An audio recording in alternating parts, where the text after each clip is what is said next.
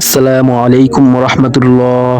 মৃত্যুকালে কাফেরদের অবস্থা নিয়ে আজকের আলোচনা। মৃত্যুকালে বেঈমান লোকদের মৃত্যুর সময় নিকটবর্তী হলে তখন জাহান্নামের পোশাক সহকারে একদল ফেরেশতা আসমান হতে অবতীর্ণ হয়ে উক্ত ব্যক্তির দৃষ্টিসীমার শেষ প্রান্তে অপেক্ষা করতে থাকে। তারপর মালাকুল মাউত আজরাইল আলাইহিস সালাম তার মাথার পাশে এসে বসে পড়ে। একটু সময় অপেক্ষা করে তার পাপী আত্মাকে অতি কষ্টের সাথে জোরপূর্বক টেনে বের করে ফেলে, যেভাবে কাবাব শিখ হতে টেনে বের করা হয়। এরপর বেঈমানের পাপী আত্মাকে ফেরেশতাগণ মারপিট করে ও জাহান্নামী বস্ত্র দ্বারা ঢেকে রাখে। এ সময় আসমান ও জমিনের সকল প্রাণীগণ ও বস্তুসমূহ তার প্রতি লানত বর্ষণ করতে থাকে। এই লানতের আওয়াজ মানুষ ও জিনজাতি ব্যতীত সকলেই শুনতে পায়। ফেরেশতাগণ বেঈমানের আত্মা নিয়ে আসমানের দিকে রওনা করা মাত্র সপ্তাহ আকাশের দরজা বন্ধ হয়ে যায় এবং ওই সময় আল্লাহর নিকট হতে ঘোষণা করা হয় যে ফেরেশতাগণ, এ পাপী আত্মার স্থান আসমানে হবে না, তাকে তার দেহের কাছে নিয়ে মাটির ভিতর পুঁতে রাখো। এ আদেশ প্রাপ্ত হয়ে ফেরেশতাগণ তার আত্মাকে কবরের মধ্যে পুঁতে রেখে যায়। এ সময় মুনকার নাকির নামক ফেরেশতা মেঘের মতো গর্জন করতে করতে সূর্যের মতো লাল চক্ষু করিয়া ভীষণ চেহারার আকৃতি ধারণ করিয়া পাপী লোকটির নিকট উপস্থিত হয়ে যায়। এরপর তারা উক্ত ব্যক্তিকে বসিয়ে প্রশ্ন করবে, হে আল্লাহর বান্দা, তুমি বলো দেখি তোমার রবকে। তার উত্তরে সে বলবে, হায় হায়, আমি তো আর তো জানি না। ফেরেশতারা পুনরায় প্রশ্ন করবে, তুমি কি উহা কোরআন শরীফে পাঠ করে বুঝতে বা জানতে চেষ্টা করনি? এ অবস্থায় আল্লাহ তাআলার নিকট হতে ঘোষিত হবে, হে ফেরেশতাগণ, তাকে ভীষণ আকৃতির লোহার হাতুড়ি দিয়ে পিটাতে থাকো। উক্ত হাতুড়ি এত ভারী হবে যে আল্লাহর সমস্ত সৃষ্টি একত্রিত হয়েও ওই হাতুড়িকে একটু নাড়াতে সক্ষম হবে না।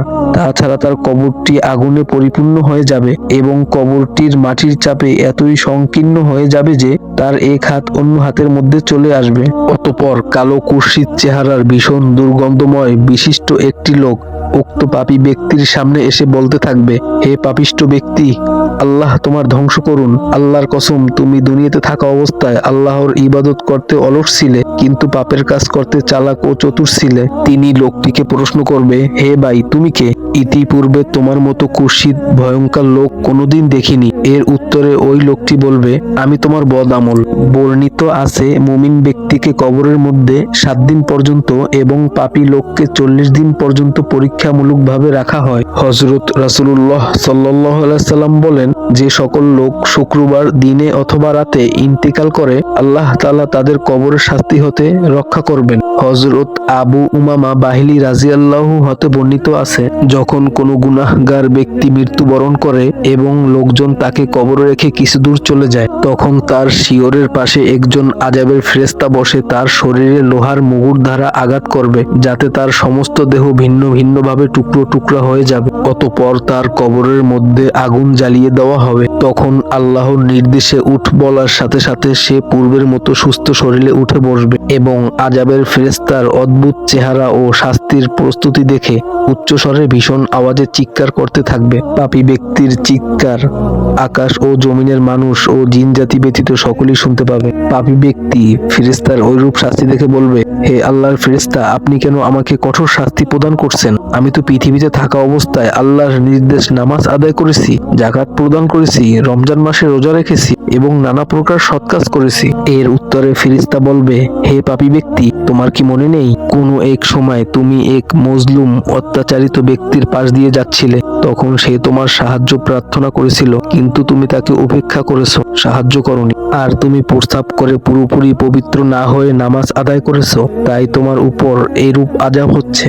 হাদিস শরীফে বর্ণিত আছে, হযরত মুহাম্মদ সাল্লাল্লাহু আলাইহি সাল্লাম বলেছেন, যদি কোনো ব্যক্তির শক্তি থাকা সত্ত্বেও মজলুমের সাহায্যে এগিয়ে না আসে, তবে তাকে কবরের মধ্যে আগুনের তৈরি কোড়া দ্বারা শাস্তি দেওয়া হবে। অতঃপর কবরটি এরূপ সংকীর্ণ হয়ে যাবে যে তার এক পাঁজর অন্য পাঁজরের সাথে মিলিয়ে যাবে এবং ওই ব্যক্তি ভীষণ চিৎকার করে বলবে, হায় হায়, ইহা তো হাড্ডি চুরমার হওয়ার, লজ্জা শরম ও পরিতাপের এবং কঠোর প্রশ্নের স্থান। হাদিসে বর্ণিত আছে, যে লোক রজব মাসের প্রথম বৃহস্পতিবার দিনগত রাতে আল্লাহ তাআলার রেজামন্দির লাভের জন্য জেগে থেকে ইবাদতরত থাকবে, এরূপ লোকদের জন্য আল্লাহ তাআলা ফেরেশতাদেরকে ডেকে বলবে, হে ফেরেশতাগণ, তোমরা সাক্ষী থাকো, আমি এই লোকের সকল গুনাহ মাফ করে দিলাম। সুবহানাল্লাহ।